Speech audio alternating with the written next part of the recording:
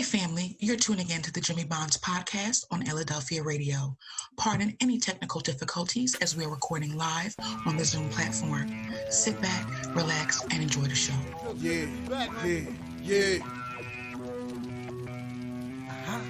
Jimmy. Lights, camera, action. Some people thought I quit and I ain't giving satisfaction. From a different era, writing rhymes up on napkins. What you had to say was more important, man, than traffic. Yeah, I'm talking back and speaking of And welcome back to Jimmy Bonds Podcast and Illadelphia Radio. Remember, family, you can call us with your comments or questions at 844-844-1244. Again, it's 844-844-1244. You can also email us at jimmybondspodcast@gmail.com. Again, it's jimmybondspodcast@gmail.com. It's JIMMYBONDS podcast@gmail.com. And family, we are discussing this topic of the black man experience or the man of color experience. My brother Ty over here correcting me. I love it. Got my brothers on here. My brother Kelvin down from DC. My brother Terrance Henry from the Terrance Henry Experience podcast. My podcast brother, my brother I talk to all the time. We are discussing our experience, family, from we've talked about our careers in the first segment. We talked about relationships in the second segment. On this third segment, I wanted to try to kick it off with an experience I think that the three brothers have already experienced, and that is child support. That is something that I think a lot of brothers talk about. They don't, a lot of good brothers go through this and shouldn't be going through this right now because it's a very sensitive topic. Now, I have no experience in child support, and I'm not going to go there. I'm praying I never do. But my three brothers here definitely understand the processes of it and what they've experienced. So, Ty, share with us and the family what you know about child support. The child support and custody court system ain't shit. That's what it is. It's geared towards breaking up families. That's why it was put together. Philly has the biggest child support court system in the world. Philadelphia was built on separating the family. The child is crazy. When I first went down there, I had to deal with them. Me and my daughter's mother at the time was going through it, right? So they're asking me, well, how much do you make? I said, you're looking at it right there on the computer. Why do you have to ask me? You see what I'm making. So let's not play this game. So we go through all of that. And they're like, okay, it's final. You're going to get a letter in the mail. I'm like, wait a minute. She's keeping me from my daughter. I need to see my daughter. They said, oh, you have to go and file in child custody court. That's something different. So I'm in there snapping. Why do I have to file for child custody court to see my daughter, and we're in child support court, and everything is based off of one child? Why is there two separate courts? So again, there's a stratagem for our division. They split the courts in half just so that you have to go through that. You have child custody, child support, but you're dealing with one entity, the child.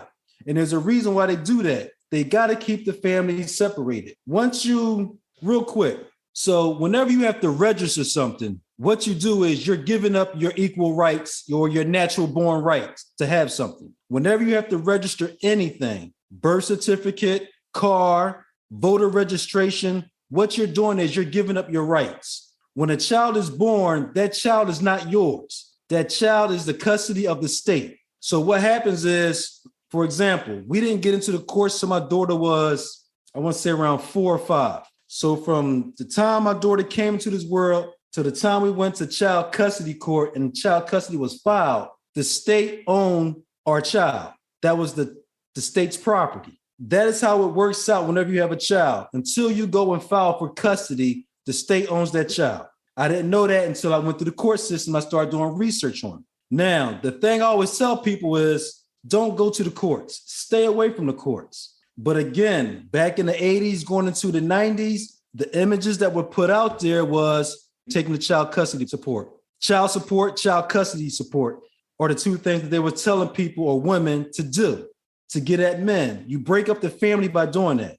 We get partial custody and we're only allowed to see our children on weekends. That didn't make sense to me. I had a special bond with my daughter. I want to see my daughter whenever I want to see my daughter.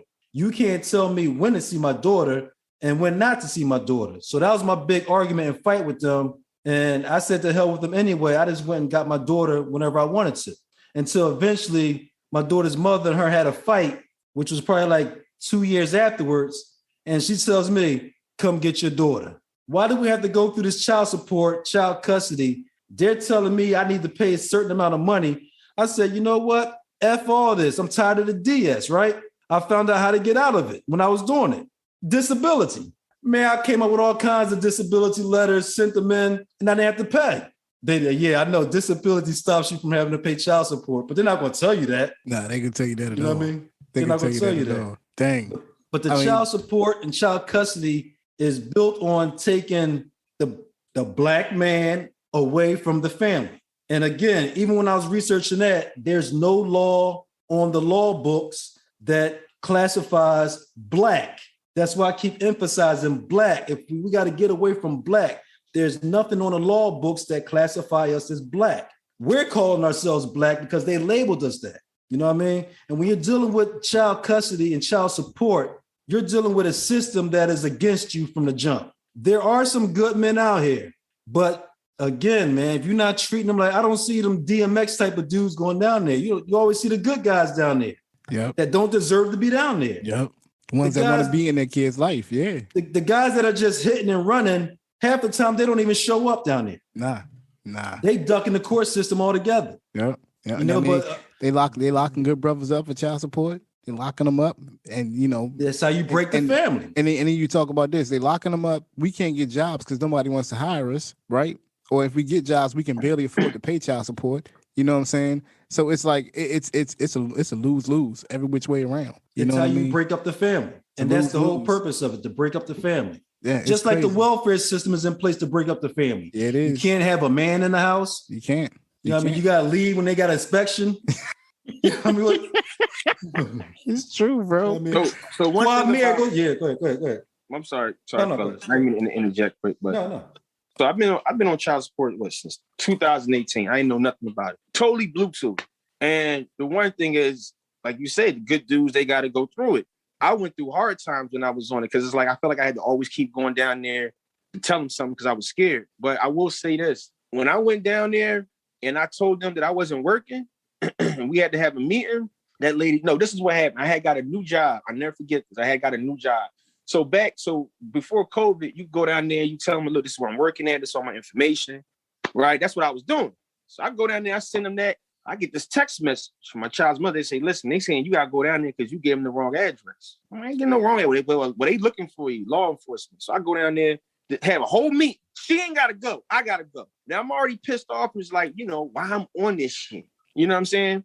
I get down there. First of all, the case lady, I can't stand her. She was like, why haven't you been paying us? First thing she said to me, I was like, I just started my new job. I know it takes 4 to 6 weeks before y'all rats can start taking out. And at that time, I didn't know that you can just physically go down there and pay. I don't have time, right?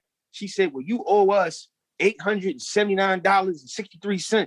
I said, well, I don't have it because I just started and they hold 2 weeks of my pay.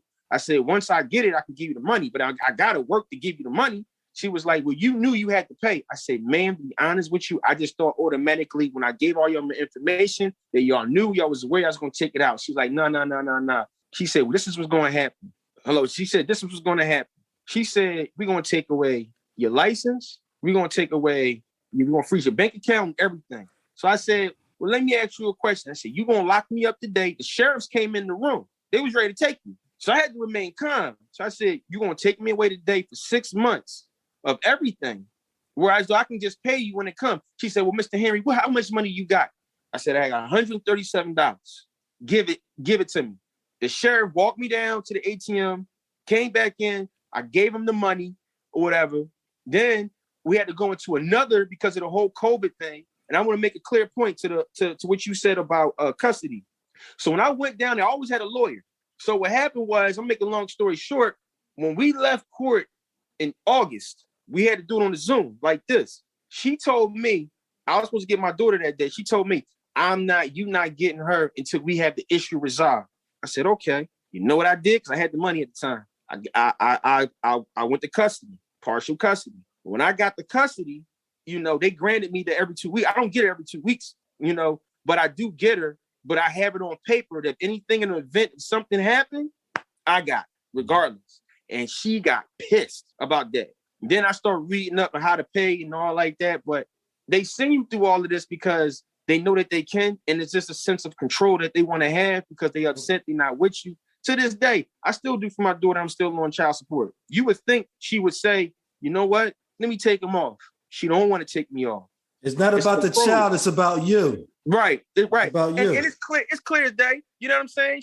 Hey, listen, I have no ill wills for her. You know, she's a great mom, you know, but it's just something that I live with now. You know what I mean? Like 10 more years of this, I'll be off of. No, man. See. Yeah. I'm saying, you said 10 more years. 10 more years of this. Sound like a prison sentence, boy. It's not that bad because the money that's being taken out, it doesn't hurt my check. Yeah. I understand that, yeah. But you see what I'm saying? It's still you're still doing for your child. You still already vested into her and everything she's doing. You should be able to, you know, they should take you off. I mean, the other thing, I think, Kelvin, did you? I don't know if Kelvin, you talked about this or I heard T talk about this. You ever notice that in this kind of arena, the women can get away with murder. They can take you down for child support and not be your child, and you still end up having to pay for it. You know what I'm saying? They can take you for child support, and they can do the dirtiest things, and it don't matter. They still can take you for child support. It don't matter what they did. You can do everything by the book correct, but if they take you for child support, it don't matter. In the system. It don't matter. In the system. And so, you know, in the stories that Ty told and T told and that I know, man, there are countless stories all throughout the country of that. And so my issue is that if we're going to be on a level playing field, to then you have to give, if I took time, because they'll say you help make the child, then you let me help raise the child, right? And in no way are Black men saying we're running from our responsibilities. And let me make that clear. We're not running from our responsibilities. I think that one of the issues is that we're having the government in our business. And historically, the government has not been fair to Black men. So we don't trust the justice system, no matter what it is, whether it's criminal, whether it's civil, whether it's family services, we just don't trust it. And so I was very green going in there and understand and just doing whatever it is they told me they could do so I could leave, right? I had no problem in paying. And so much so that, you know, my child was with me all the time, right? My thing was if I can just pay to have access to my son, that was the most important thing. Not saying that she was denying the access, but it wouldn't create that issue, right? And so one of the things that I did is every time I paid by check, I gave it to my son to give to his mom. So as a Black boy, he knew that his father was financially taking care of him. 2, that if you had a child, you're going to have to do the same thing, right? And so I tried to teach him by showing him. And I'll never forget that when we did go to court, and again, like Ty said, that, you know, the state owns, I had to sue for custody. And I mean, I was labeled everything in that report. You know, I was unfit father. Oh, man. I'm working in corporate America. I've never been in trouble with the law, have no record, never done drugs, you know, that type of thing. And so the lies that were told were the lies that were believed. The things that I said, the truth that I told was the lies that they believed, right? So they were lies coming from me. And so the whole system is set up like that. And again, I don't think that Black men have a problem in taking care of their children. I think that the laws needs to be changed to understand that. And what I found that women sometimes think that the money that they receive from child support is the only financial support that they're getting, understanding that there's a formula. And so you have a certain amount that you need to be put in as well. And so you're just saying that you're living off of this cash lump sum for that month. You're not putting anything in. You know, you're just here. Well, I feed him. I do all this. Okay, still, I feed him and do all that when he's with me. So again, I think we need to change the narrative. And one of the things that Black men have done because we are quiet is we let the narrative be told by other people, right? Because we don't speak up and say anything, because when you start speaking of it, then, you got a problem with taking care of your child. You don't want to get a job. That's not true. Nobody wants to be tied up in the court system. You look at Donald Trump, always appealing stuff. He got the money, right? But a young brother that goes down there, and you take his license, now he's not legit. You know what I'm saying? You take his license, you don't know who he is. Now he can't drive, he can't get a car. So all of these things start to roll out of control. So my thing is this: give equal to both parts. If the woman can sit down and make the child with the man, then you need to share responsibility. If a woman is found to be lying cussed about the paternity of the father, she needs to go to jail.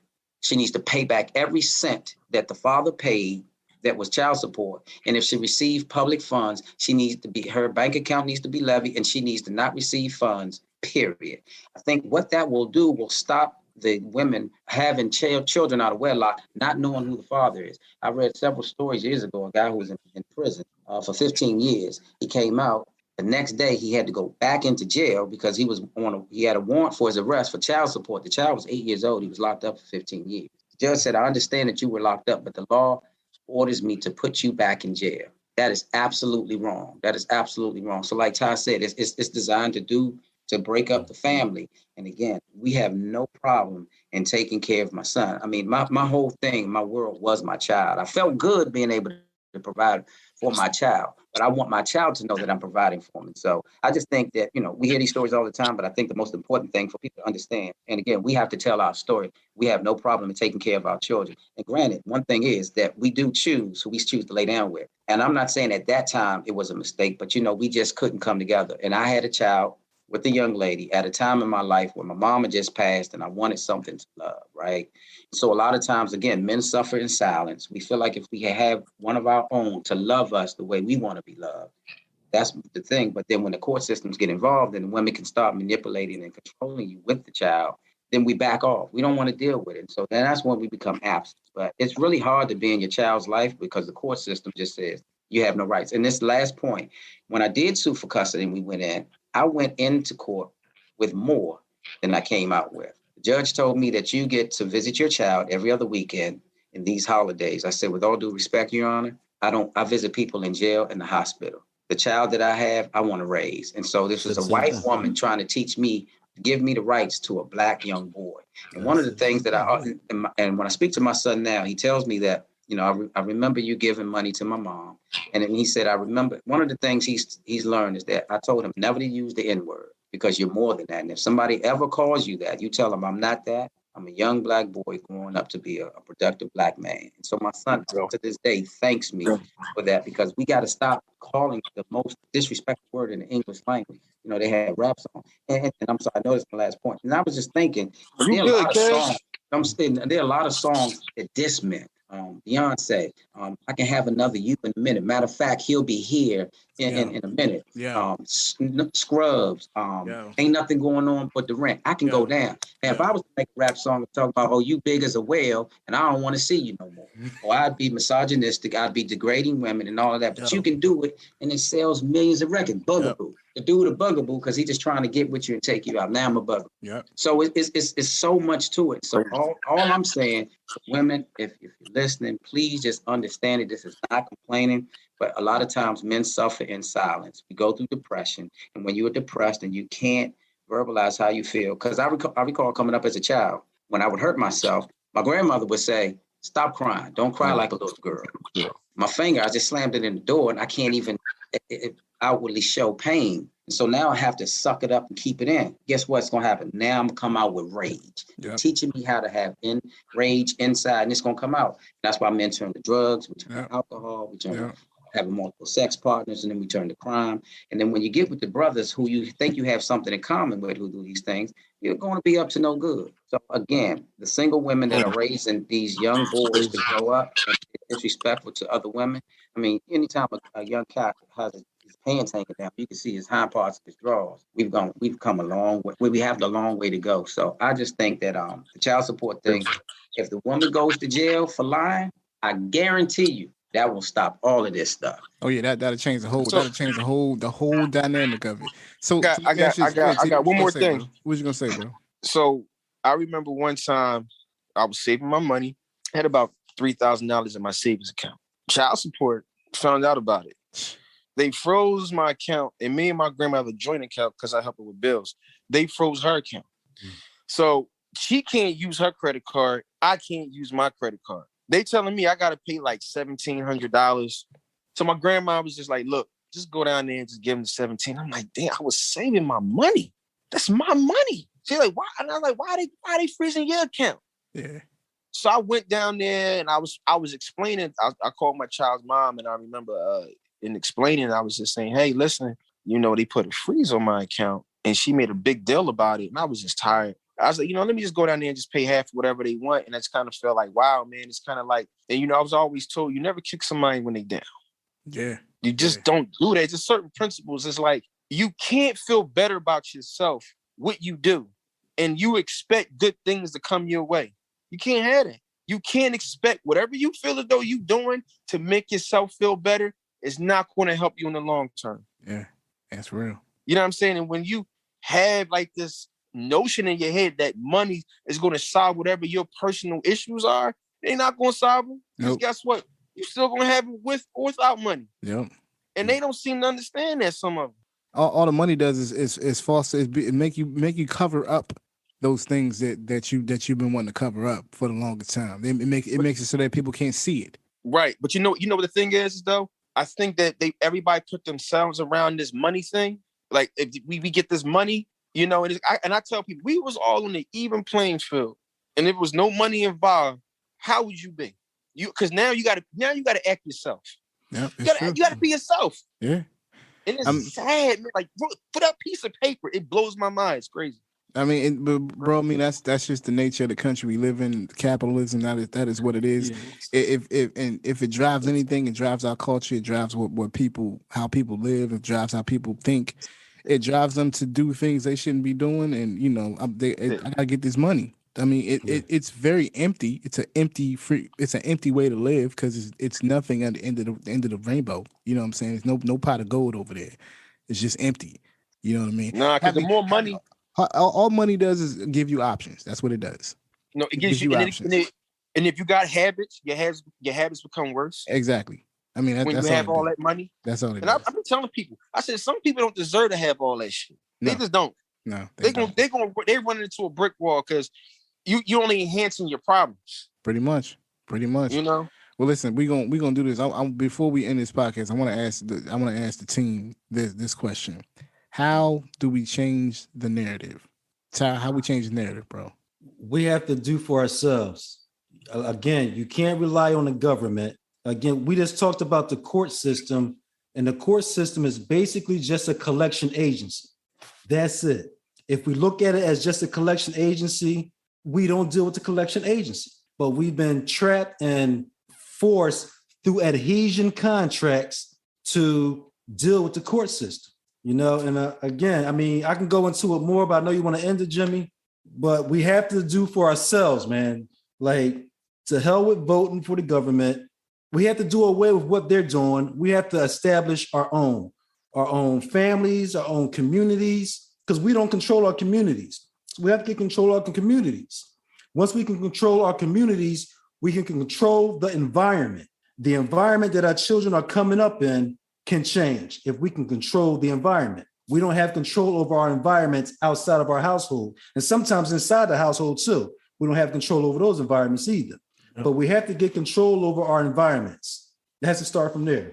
Because the women, they are basing everything off of the images that they see. And that is our number one enemy right now. The images that are being portrayed on television, movies, social media about us. And that's our biggest fight right now, the images that are being portrayed. We're fighting them every day. And I'll leave it right there, man. That's true, bro. When we fight those images every day. T, what you feel, man? How do we change the narrative? Yo, shit. We messed up, right? We messed up, right? Yeah, because it's kind of like... We're messed up, yeah. You know, communication is key, but I feel like even with that now, it's just, it's communicate. I'm going to say community. We have to talk. We have to have sessions like this all the time. We have to have platforms like this so people can see this, so that we can just change the whole dynamic of how people think and view how we are. You know, I think we need to have that. Will it make people feel uncomfortable? Of course, but so what? This is the truth. The truth don't lie. We keep having these cycle problems over and over again. It's the same thing. We have kids, we split up, you know, it's like the same cycle. And at some point we have to just break it and take heed to that. And like Todd said, we got to start getting more active in our communities. Like, you know, I always tell people, man, do you know who your state representative is where you live at? Mm-hmm. Start using them. Start making them your ally. You a good person. You work. You pay your taxes. Do what you do. Let that be your ally. Start understanding what's around you in your community. But people don't do that, though. They go, we need to go down to the mayor. The mayor ain't got nothing to do with what you doing around this little vicinity you got. You go to your state representative. Start knocking on them doors. You know, saying hello. But you know what? They don't want us to know.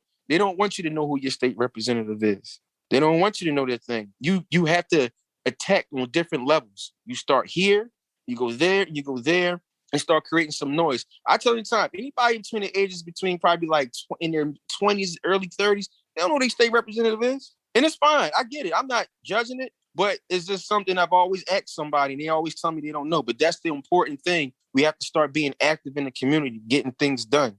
You know, we got to start from there, you know, because that's important. Making them start working. You know what I mean? You're right. That communication. Yeah, that. I can definitely dig it, bro. I can definitely dig. Communication is key, man. Kelvin, brother Kelvin, you gonna end it out. How do we change the narrative? A lot of pressure, man. So I think we have to we change the narrative by being the change that we want to see first and foremost. Like T said, we have to continue to have these forums, not as a complaining session, but as a session to just bounce ideas off of each other. One of my things is that, okay, we can hear about the problems, but I'm big on solutions, right? We have to focus on the solutions, be the change we want to see. And I have a friend, she always says that if you want to go fast, go alone. But if you want to go far, go together, right? So we have to collectively start coming together to say that we're trying to go far. Don't take our eyes off the prize, stay on message, and bring women with us. We want you there, but we want to be in the front, not to say that we're ahead of you, but we're there to push things out of the way to make it easier for the women, right? So we have to, like you said, get back in our communities. One, I think that we need to go to the school systems and start volunteering in the school systems, because the education system, that is the equalizer. A great education is the equalizer of this time. And so I think that we need to understand that when children start seeing Black men in the schools that love them and that care about them, then that softness will start to stop. And then, you know, I think other brothers will come along with that too. One of the things that I believe that we do is that we seek each other out, guys that think like us.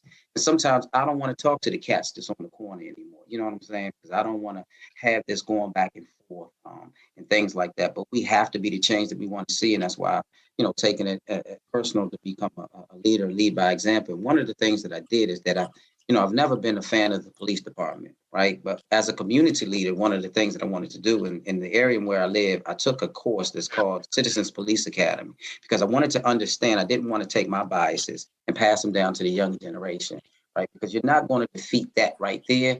But if we understand them and try to build a partnership, then maybe we can change the way our community is and improve the quality of life. Because I think that it's incumbent on Black men right now to turn things around. And 2022 is going to be our year.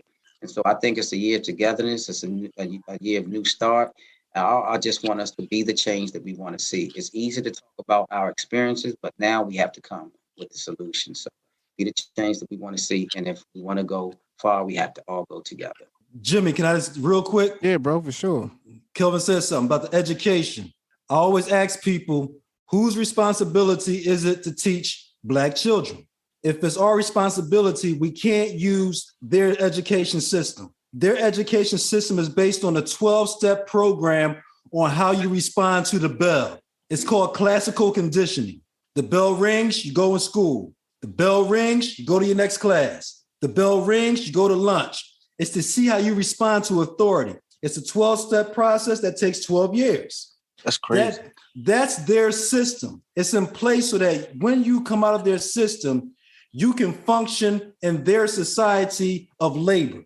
It's not built to educate our children on what we need. And I'm not knocking you, Kelvin, for saying that, but again, the education is key, because you made the point, but the education is key. When our kids go to school, they're learning about things that they cannot bring back and apply to the family, their environment, their society, and their community.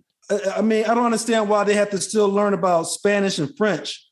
And we don't have no Spanish and French speaking people in our families. Most of us don't. I mean, we need to create our own educational system or learning system now more than ever, because what's moving ahead is 10 years from now, everything is digital. They stopped writing in cursive, right? But my son wants to learn cursive writing. He's, yo, Dad, I want to learn that. But they stopped doing cursive writing. They should be learning cybersecurity, IT, because that's what's moving forward and that's what's coming down the road. The school system is just a classical condition, 12-step process to see how you respond to the bell. And that's the biggest part that we have to start at, the education. You know what, Ty, and you're right, and I'm sorry, but you're right. But those 6 hours that they get in that school system can't wait to what I can give them at home, right? Exactly. So it doesn't matter. Whatever you learn there, I'm going to teach you life skills. That is my responsibility, and that's what I say collectively. So it's school. I'm not trying to reinvent the wheel. We get that. I'm saying that whatever you learn there, I'm going to give you some other stuff so that you can apply to real life. And so I agree with you on that. But it's time for us to start teaching our kids, too, because they're not learning to pull their pants down in school. They're not learning to go sell drugs in school. They're learning that in our community. Right. And the one last thing is, yes, it's our responsibility, but a lot of us don't have the education and knowledge to teach them. We got 4 years, so it starts with a few. That's true, yes. But a lot of us, once them kids come home, mom and some pops is like, you do your homework?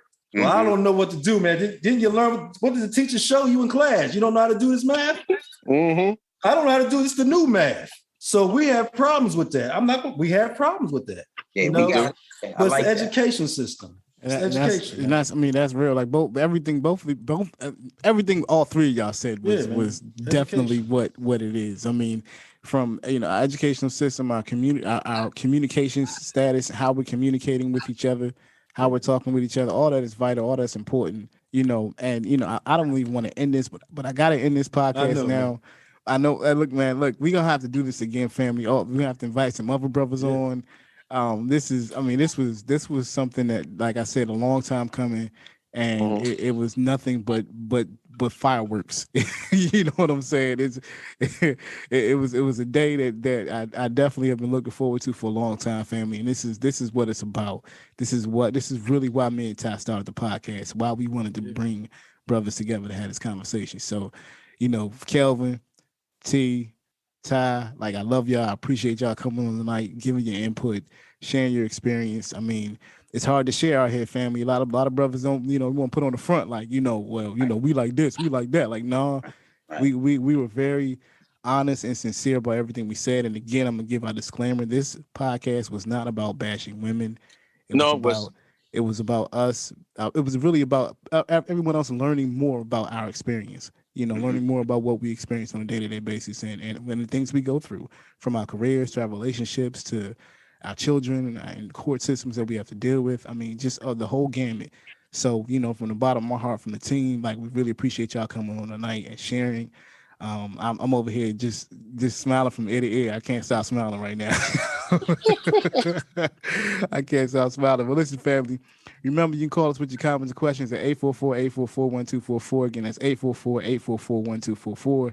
Also, email us at jimmybondspodcast@gmail.com. Again, it's jimmybondspodcast@gmail.com. It's JIMMYBONDS podcast@gmail.com. Family, remember, we're still in the COVID-19 pandemic, so please, please, please wash your hands, wear a mask, practice social distancing. I don't care what they say. I know they're trying to roll stuff back. I don't care. I ask y'all just to be safe out there.